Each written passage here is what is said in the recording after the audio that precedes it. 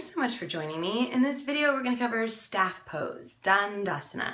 It is a foundational seated posture. It's where you learn a lot about what props you might find handy for all other or many other seated poses.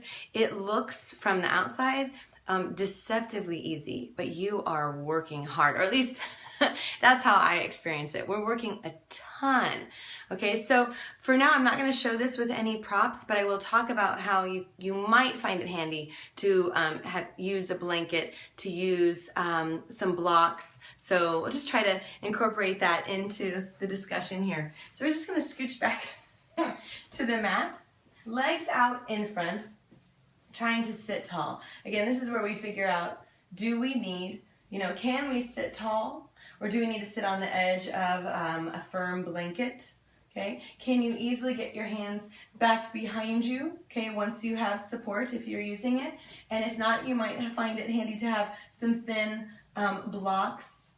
Okay, so you can just kind of work with that.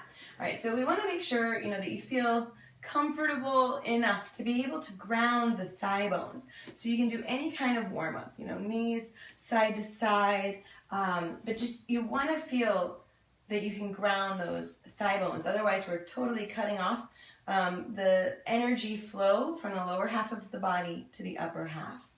Imagining that the feet are at a wall, or because this position leads into some others, I sort of go from here with my feet flexed to here.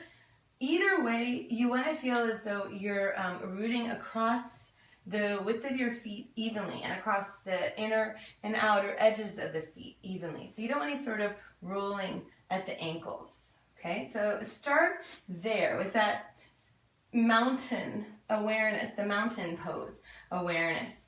Okay, so I've got my feet ready to be active. Okay, I'm trying to line everything up so the ankles are have that center line of the foot continues up the center line of the ankle, up the knee, up to the hip.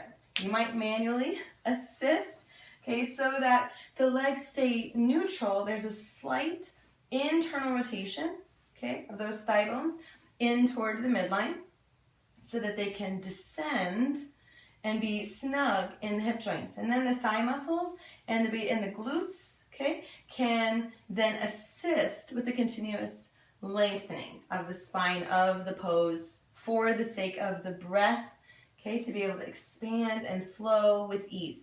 The hands, the fingers are pointing forward toward your toes, and the head of the arm bones are in a slight internal rotation. Again, turning in toward the midline so that you can pull them back and they're snug in the shoulder joints without feeling pinched. So you'll decide here, are you going to be on fingertips, palms, blocks? Either way, you're going to be very active if you're not already. Okay, again, this looks like it should be zero effort, minimal effort. There's a ton of effort. Okay, so I want to ground from the thigh bones, the arm bones. I want to be active. Okay, smooth, deep breaths. Trying to eliminate my bias toward back bends in every pose because this is a neutral pose for the spine. So I pull my back ribs back a little bit. And I can just feel it because I want a sense of smoothness for the breath. So again, as though I'm pressing some part of my foot into a wall, rooting, lengthening, bringing that energy up, centering and lifting those knees toward the hips, lengthening and lifting the low belly, low back, the sides, without the shoulders creeping up.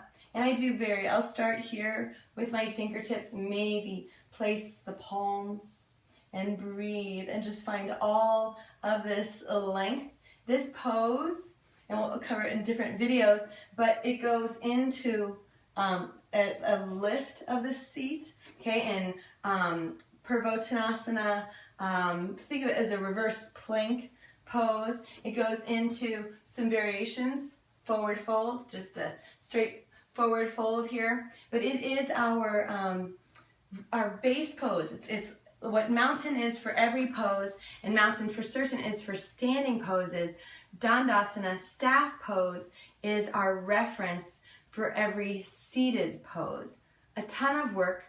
It looks like it would be so easy It is not. I don't think it is.